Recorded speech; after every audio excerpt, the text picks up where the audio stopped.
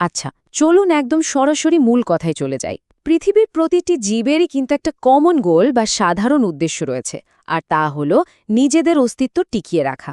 এখন প্রশ্ন হলো, বিবর্তনের এই দীর্ঘ যাত্রায় একটা প্রজাতি কিভাবে টিকে থাকে? এর উত্তরটা লুকিয়ে আছে আমাদের জেনেটিক কোড বা অ্যালিলগুলো পরবর্তী প্রজন্মে স্থানান্তরণের মধ্যে। মূলত এভাবেই একটা প্রজাতির বেঁচে থাকা নিশ্চিত হয়। আজকের এই তথ্যমূলক আলোচনায় আমরা মানব প্রজননের এই পুরো মেকানিজমটা কিভাবে কাজ করে ঠিক সেটাই ধাপে ধাপে উদ্ঘাটন করব।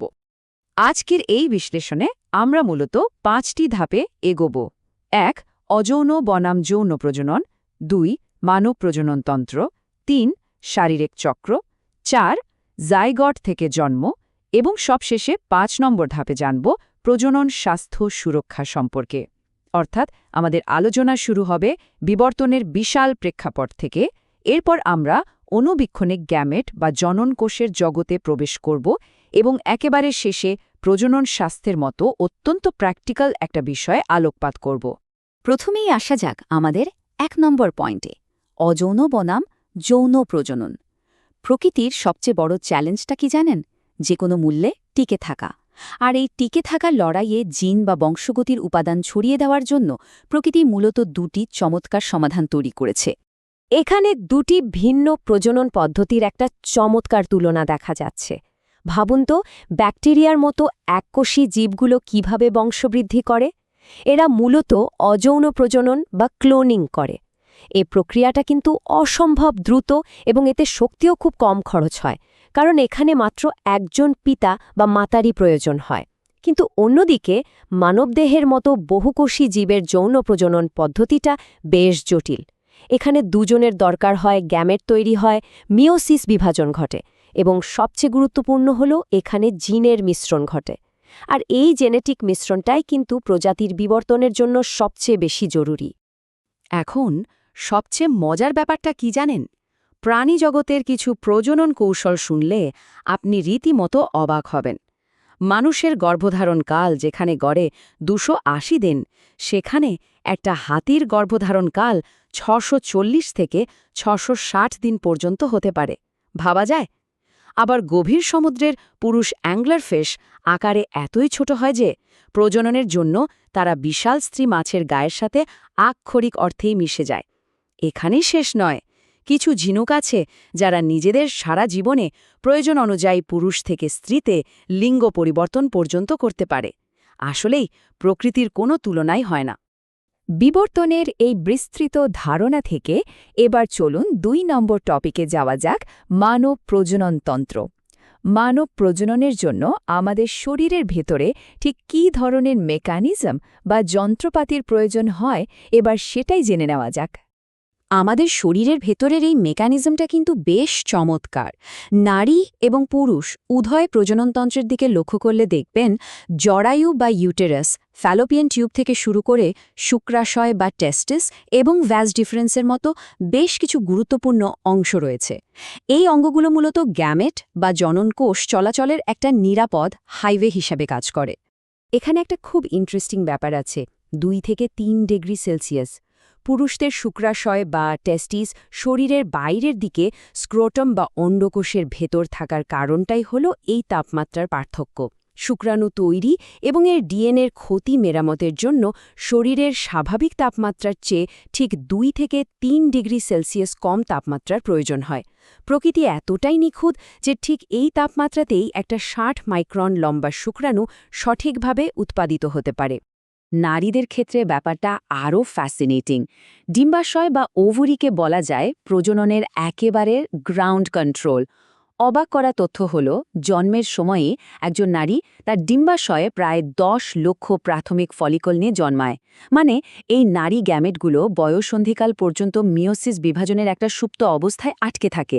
এরপর বয়ঃসন্ধিতে যখন হরমোনের প্রবাহ শুরু হয়, ঠিক তখনই এদের পরিপক্ক হওয়ার প্রসেসটা সচল হয়। শরীরের গঠন তো জানা হলো, এবার আসুন আমাদের 3 নম্বর বিষয়, শারীরিক চক্র। আমাদের শরীর প্রতি মাসে কিভাবে সম্ভাব্য প্রজননের জন্য নিজেকে একেবারে নিখুঁত টাইমিংয়ে প্রস্তুত করে তোলে, চলুন সেটা দেখা যাক। আমরা অনেকেই হয়তো শুধু মাসিক বা মেনস্ট্রুয়াল সাইকেলের সাথেই বেশি পরিচিত, তাই না? কিন্তু বাস্তবে এখানে 2টো আলাদা চক্র একেবারে কাঁধে কাঁধ মিলিয়ে কাজ করে। ওভেরিয়ান সাইকেল বা ডিম্বাশয়ের চক্রটি মূলত হরমোনের পরিবর্তন ঘটিয়ে ডিম্বাণুকে পরিপক্ক করার কাজটা করে। আর অন্যদিকে মেনস্ট্রুয়াল সাইকেল বা জরায়ুর চক্রটি সেই হরমোনের পরিবর্তনের সিগন্যাল পেয়ে জরায়ুকে প্রস্তুত করে এবং যদি নিষেক না হয় তখন তার আভরণটা খুশিয়ে ফেলে। এই ৩৭৫ সংখ্যাটা বেশ অবাক করার মতো একটা ব্যাপার। আপনাদের কি ধারণা আছে একটা মাত্র ফলিকল পুরোপুরি পরিপক্ক হতে কত সময় নেয়? পুরো ৩৭৫ দিন। হ্যাঁ, ঠিকই শুনেছেন। অর্থাৎ যে ডিম্বাণুটি এই মাসে চূড়ান্তভাবে অবমুক্ত হচ্ছে সেটি আসলে গত ১ বছরেরও বেশি সময় ধরে ব্যাকগ্রাউন্ডে খুব ধীরে ধীরে নিজেকে তৈরি করছিল। আর এই পুরো ব্যাপারটা দারুণভাবে বোঝায় আমাদের শরীরের ১৪ দিনের একটা নিখুঁত হরমোনাল ক্যাসকেডকে। প্রথমে ফলিকল স্টিমুলেটিং হরমোন বা FSH এসে একটা ফলিকলকে বড় হতে সিগন্যাল দেয়। এরপর ইস্ট্রোজেনের মাত্রা দ্রুত বেড়ে গিয়ে লিউটেনাইজিং হরমোন বা LH এর একটা আকস্মিক প্রবাহ তৈরি করে। এই LH এর ধাক্কাতেই ডিম্বাশয়ের প্রাচীর ভেদ করে পরিপক্ক ডিম্বাণুটা বেরিয়ে আসে। আর ঠিক এর পরেই বাকি অংশটা কর্পাস লিউটিয়ামে পরিণত হয়ে প্রোজেস্টেরন নিঃসরণ করতে শুরু করে, যেন একেবারে ঘড়ির কাঁটা ধরে সব হচ্ছে। এবার আমরা প্রবেশ করছি ৪ নম্বর ধাপে, জাইগোট থেকে জন্ম। একটা ডিম্বাণু যখন মুক্ত হয় তখন শুরু হয় আসল রেস। নিষেক হওয়ার পর কিভাবে একটা ছোট্ট জাইগোট থেকে ক্রমান্বয়ে একটা শিশুর জন্ম হয়, এবার চলুন সেই জাদুকরী যাত্রাপথটা দেখি। নিষেক বা ফার্টিলাইজেশনের স্কেলটা একবার চিন্তা করুন। ২৫০ মিলিয়নেরও বেশি শুক্রাণু একসাথে যাত্রা শুরু করে, কিন্তু জরায়ু এবং ফ্যালোপিয়ান টিউবের দীর্ঘ আর দুর্গম এই পথ পেরিয়ে ডিম্বাণুর কাছে পৌঁছাতে পারে মাত্র গুটি কয়েক শুক্রাণু। পরিসংখ্যান বলছে প্রতি ১৪ মিলিয়নে মাত্র একটি শুক্রাণু এই অকল্পনীয় সব বাধা অতিক্রম করে তার ২৩টি ক্রোমোজোম ডিম্বাণুর সাথে যুক্ত করতে সফল হয়। শুক্রাণু আর ডিম্বাণুর মিলনে যখন একটা ডিপ্লয়েড কোষ বা জাইগোট তৈরি হলো, তখন থেকে সময় যেন রকেটের বেগে ছুটতে থাকে। প্রথম দিনে একটি মাত্র কোষ, অথচ পঞ্চম দিনে এটি জরায়ুর প্রাচীরে গিয়ে যুক্ত হয়। ১৫ দিনের মাথায় কোষগুলো আলাদা রূপ নিতে থাকে এবং অবাক করা বিষয় হলো মাত্র ৪ সপ্তাহের মধ্যেই একটা ছোট্ট হৃৎপিণ্ড স্পন্দিত হতে শুরু করে দেয়। ১০ম সপ্তাহ নাগাদ এটি একটি পূর্ণাঙ্গ ফিটাস বা ভ্রূণে পরিণত হয় আর শরীরের অঙ্গপ্রত্যঙ্গগুলো অত্যন্ত দ্রুত গঠিত হতে থাকে। মানব সন্তানের লিঙ্গ কিন্তু নিষেকে ঠিক ওই মুহূর্তেই নির্ধারিত হয়ে যায়। তবে মজার ব্যাপার হলো যৌনাঙ্গ কিভাবে গড়ে উঠবে তা পুরোপুরি নির্ভর করে হরমোনের উপস্থিতির উপর। যদি ক্রোমোজোম XY হয় তবে ৭ থেকে ১০ সপ্তাহের দিকে টেস্টোস্টেরন হরমোনের প্রভাবে পুরুষ যৌনাঙ্গ তৈরি হতে শুরু করে। আর যদি ক্রোমোজোম XX হয় এবং টেস্টোস্টেরন না থাকে তবে তা স্বাভাবিকভাবেই নারী যৌনাঙ্গ হিসেবে বিকশিত হয়। দীর্ঘ ৩৮ সপ্তাহের এই বিকাশকালের সমাপ্তি ঘটে লেবার বা প্রসবের মাধ্যমে। এই যান্ত্রিক প্রক্রিয়ার প্রধান ধাপ মূলত ৩টি। প্রথমে হরমোনের প্রভাবে জরায়ুমুখ বা সার্ভিক্স প্রশস্ত হয়। এরপর শক্তিশালী সংকোচনের মাধ্যমে শিশুটি পৃথিবী আলো দেখে। আর সব শেষে প্ল্যাসেন্টা বা ফুল শরীর থেকে বেরিয়ে আসার মাধ্যমে এই পুরো প্রক্রিয়ার সমাপ্তি ঘটে। সব শেষে আমরা চলে এসেছি আমাদের ৫ নম্বর টপিকে, প্রজনন স্বাস্থ্য সুরক্ষা। মানবদেহের এই অবিশ্বাস্য জৈবিক মেকানিজমটা তো জানলাম, কিন্তু ব্যক্তি পর্যায়ে চিকিৎসা বিজ্ঞান আর সঠিক পরিচর্যার মাধ্যমে কিভাবে আমরা এই স্বাস্থ্যটা ঠিক রাখতে পারি, চলুন এবার সেটা নিয়ে কথা বলি। এক্ষেত্রে সবচেয়ে ক্রুশিয়াল পয়েন্ট হল ফার্টিলাইজেশন উইন্ডো বা নিষেকের সময়সীমাটা বোঝা। একটা ডিম্বাণু নির্গত হওয়ার পর মাত্র ১২ থেকে ২৪ ঘণ্টা বাঁচে। অন্যদিকে একটা শুক্রাণু নারী দেহে ৫ দিন পর্যন্ত দিব্যি টিকে থাকতে পারে। গর্ভধারণ করা কিংবা অনাকাঙ্ক্ষিত গর্ভধারণ এড়ানো, আপনি যেটাই চান না কেন, এই অত্যন্ত সংক্ষিপ্ত সময়সীমার বিজ্ঞানটা বুঝতে পারাটাই হল এর মূল ভিত্তি। আমাদের এই প্রজনন অঙ্গগুলোকে রোগব্যাধি এবং ক্ষতি থেকে রক্ষা করা কিন্তু একান্ত জরুরি।